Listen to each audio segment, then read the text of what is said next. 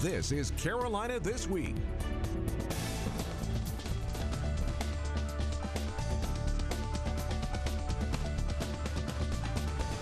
Carolina This Week with Tim McGinnis. Good morning and thanks for joining us for Carolina This Week. Of course, this is Labor Day weekend, the unofficial end of the summer season on the Grand Strand. Lots of tourists packing beaches and area resorts and hotels. There you see a look at the skyline in Myrtle Beach, where a lot of people will be taking in the sights this weekend. Here to talk to me about how the summer has gone so far is Dr. Taylor Damonte. I say so far, I guess since this is going to be airing on Sunday, though we're taping on a Thursday afternoon, this is the end of the summer season for all intents and purposes. Yeah. How did it go? It went well. We had a relatively strong summer. Occupancy, on the one hand, was a bit down, but prices were a bit up. Overall, I think we're going to show probably between 1 and 3% revenue gain over last year. But we did see a decline in occupancy of about 4 occupancy points. So, is that to be expected given the economy? Well, you know, there's so many factors that play into it. The economy is really it's a very complex issue as well. One of the factors that we track that seems to follow pretty closely with the relative uptick or decline in occupancy for us, for the Grand Strand, is consumer confidence. Consumer confidence, for example, was down quite a bit in May, and it lags visitation a bit, or changes in consumer confidence tend to lag with occupancy, and so we were quite a bit down on occupancy in June. It increased again slightly in June, that is consumer confidence, and so we began to see a slight uptick in occupancy again in July and in August. But at the same time, consumer confidence has gone back down. I think the latest number from the Confidence Board was an index of about 45, and that's about a 14% decline from where it was last August. So we're expecting September to suffer at least a little based on that. I've always wondered, when consumer confidence dips or when people just aren't spending like they were, does that ever work as a benefit for our area? Because people might cancel those Hawaii vacations or Bermuda vacations and do a driving destination. Yes, yes. And when I throw out up slightly or down slightly, that's compared to where we were as a destination last year. If you look at how we compare to some of the long-haul destinations and even some of the relatively shorter haul destinations, Branson and Pigeon Forge and so forth, we've done quite well. Yes, the short-haul destinations, and I would put the Gulf Coast in that, but also the Grand Strand, tend to do a little better than the long-haul markets during challenging economic times or other times of great challenge. Now, Dr. Damonte, you appear on television, I'd say almost as regularly as some of our reporters do, talking about tourism along the Grand Strand. For people who want to know a little bit more about what you do and how you're funded, tell me a little bit about, because you kind of have a unique situation at Coastal Carolina. Yes. Explain that. Well, first off, what we do, we are students and faculty and staff at Coastal Carolina University, and Britton Center for Resort Tourism is actually myself, a couple of other faculty and staff members that we work with, but also a team of students. We have a team of students that go out onto the internet. They monitor, they observe websites, vacation rental properties. They probably observe close to 1,000 websites per week, per rental week, up to 3,000 sites per week. And so they record, when they observe those sites, they record whether or not they're booked. For instance, this most recent period, we were observing the week of October the 1st through the 7th. So students actually went out and hit close to 1,000 websites for that rental week, and observed whether or not those rental homes were already reserved or whether they were not reserved, and what the asking price was for them. And we use that data, and we do each week 3 times. And so we use that data in order to help us create short-term forecasts for the lodging industry. And why is lodging important? It's because lodging is an artifact of the demand for all services provided to visitors to the community. And so if we know that lodging demand or lodging volume, visitation is up 1% or down 1%, we can have a better idea of what demand for all services are going to be, at least the ones that are provided to visitors. Was there anything surprising this summer as far as lodging is concerned? Did you have people who were renting homes and renting condominiums, maybe more than they were staying in traditional hotels along the beach? Does it break down to that? Well,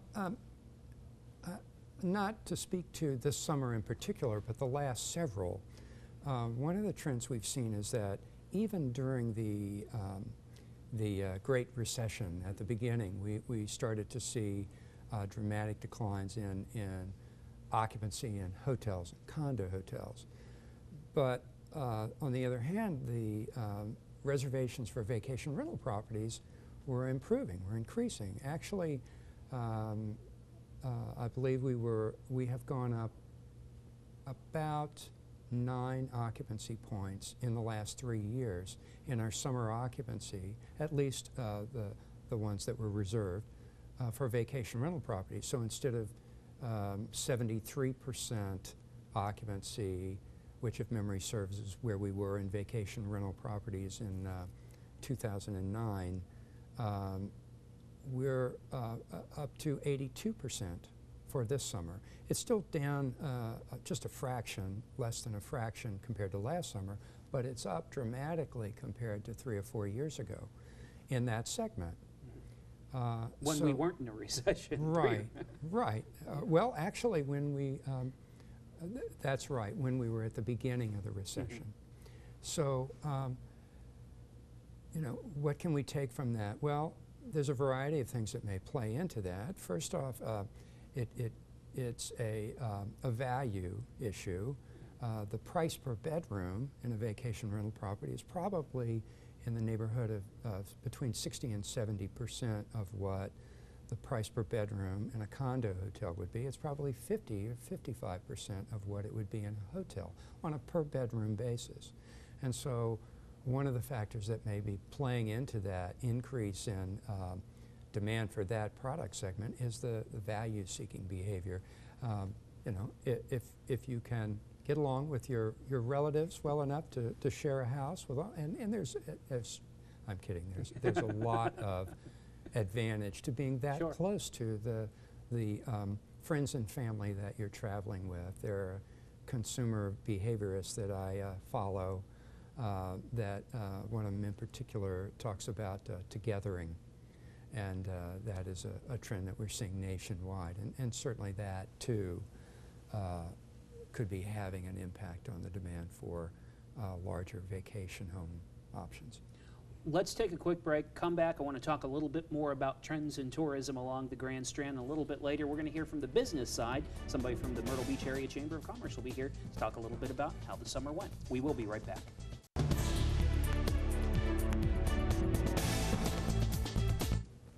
Welcome back to Carolina This Week. One of my guests this week is Dr. Taylor Damonte from Coastal Carolina University's Clay Britton Jr.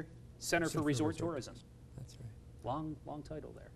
Tell me, we've been talking slightly down this summer from last summer as far as tourism numbers go. We ran a story this past week on condominium sales along the oceanfront properties. that right now I think the lowest you can go out there and you can find one for $27,000. Maybe a little out of your purview here, but if you were to go out and buy a condominium right now, would you have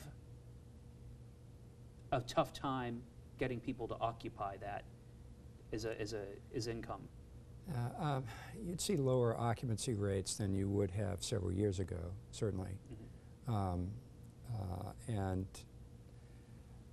to the degree that that plays into or ties into the ultimate value or the ultimate value of the unit itself, Mm-hmm. that could have had some relationship to the devaluation in that market. But to what degree is it the cause or the egg? Mm-hmm. It may be a little of both. Are there too many rooms along the Grand Strand? Well, I've actually been here since '98, and we have grown. I started tracking inventory in 2004, and it appears to me, although this is a very challenging part of our research, we try to update our inventory once a year, but it takes 2 or 3 months of students working on this and working with other researchers in the community to update our inventory. And it appears to me that we've experienced an increase of more than 30% since 2004. If you include Horry and Georgetown, we're probably close to 100,000 bedroom equivalents. That spaces for 2 to 4 people to sleep, perhaps 65 to 70,000 units, leading to close to 100,000 bedroom equivalents for the 2-county coastal region. And again, that's a 30% increase from where it was when we first started tracking this. Visitation is it's obvious to me that visitation is increasing. We have more sandals on the beach than we ever did because we have, though we've not quite filled all, those 30% of those units to the same degree that we filled them 5 years ago. We're close to that. Mm-hmm. This summer we ran about 79% occupancy. I think the peak in 2005 was about 84%. So that's only 5 occupancy points difference. Well, we have 30% more inventory. So we haven't declined by 30%. It's obvious to me that we're filling more rooms than we ever filled and hosting more guests than we ever had. Something that's going to come up in the next interview with with Nora Hembree from the Chamber is the 1 penny sales tax to market tourism. To what degree do you attribute that as keeping us going through the recession, or do you? Yeah, well, we don't monitor or we don't study the impact of one issue separately from others. It's very difficult to how would you pull out, for instance, the fact that we have, I don't know, $30 to $50 million worth of new attractions in the community. So that certainly had some impact on demand to be in the Myrtle Beach area. But of course, the frequency with which you tell people about those new attractions is important. Mm-hmm. And the most effective advertising is advertising that's done when you have something new to offer, something new and relevant to the customer or purchaser's decision. And the fact that we started advertising a year in advance of those new attractions, and also or started increasing our advertising more than a year in advance of those new attractions, and perhaps 6 months in advance of the challenges that the Gulf Coast had last summer. So all of those factors can play into it. But advertising is certainly a piece of it. Developing of new product, new attractions is a piece of it. And the relative strength of demand for other destination areas, or lack of it, and the advertising that's done in those destinations areas. I'm not familiar with other destinations that have actually increased their advertising budgets for tourism. I don't know of any, I'm sure there are, but I'm not familiar with any that have actually increased their advertising budgets for tourism in the last 2 years. So all of that certainly bears on. Dr. Damonte, thanks for coming by to talk with us about tourism on the Grand Strand, and thank you for putting up with our third guest, this little fly that's been bugging us up here for the last 5 or 10 minutes. But we will be right back. We're going to hear from Nora Hembree with the Myrtle Beach Area Chamber of Commerce and continue our conversation about tourism on the Grand Strand for the summer of 2011. We'll be right back.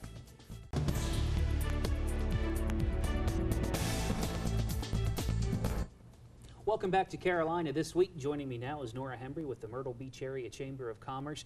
I want to continue talking to about some of the things that Dr. Damonte was talking about from Coastal Carolina University.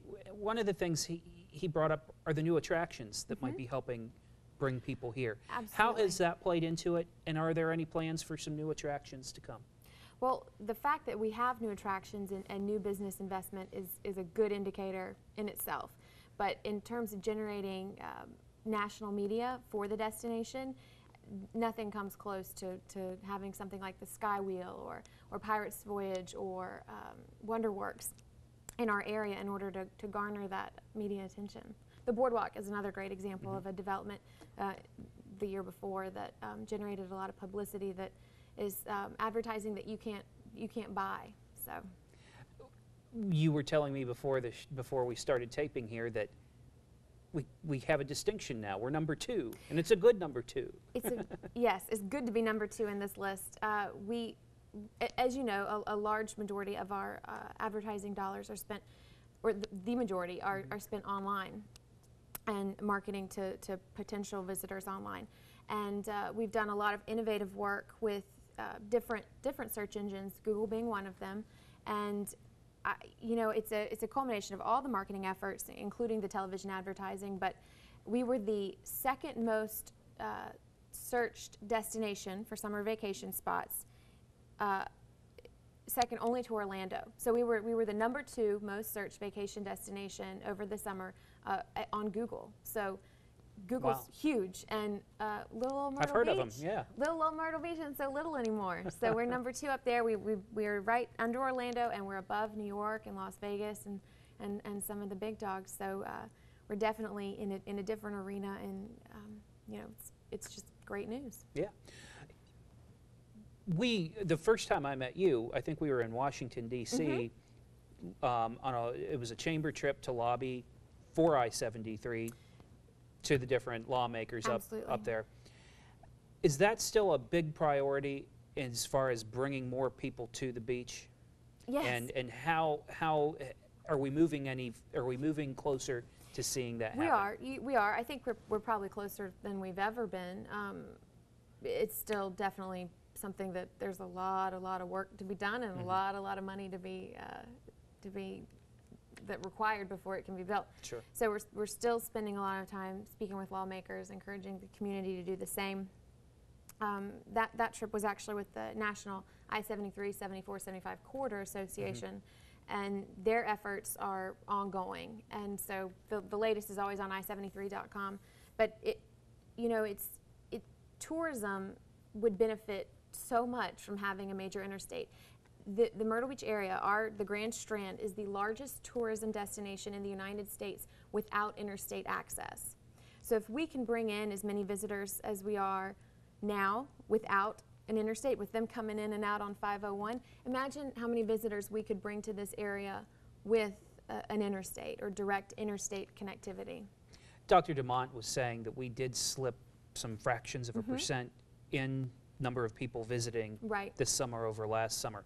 Is that a concern to the chamber? Is it something that you all have talked about, how to even recoup those small numbers and grow even more for the summer of 2012? Well, of course we're always doing that, but I think you'll notice too, probably if you go back and look at it, that the room rates, the revenue per the actual room was actually increased. So we've had revenue, and I believe it's for the city, but it may be for the county, that in the lodging, entertainment, retail, hospitality, all this revenue growth, it's been up for the past 3 years and has steadily risen, which, you know, that's money coming into our area and into our community. And nobody that I know is seeing that kind of growth. So, you know, I think it's good news and it's good momentum, and we certainly want to build upon that momentum and keep it going. So that's really what we're working on to it, and especially as we move into the fall season.